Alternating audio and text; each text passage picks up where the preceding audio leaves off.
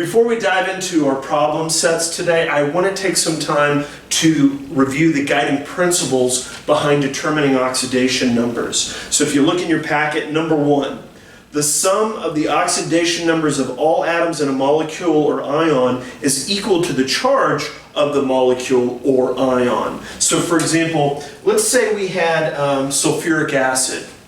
Sulfuric acid is simply H2SO4. Right? And the way that you would just calculate the overall oxidation of the entire molecule is to figure out the individual elements, the oxidation numbers of the individual elements. So you'd have 2 times the oxidation number of the hydrogens, right?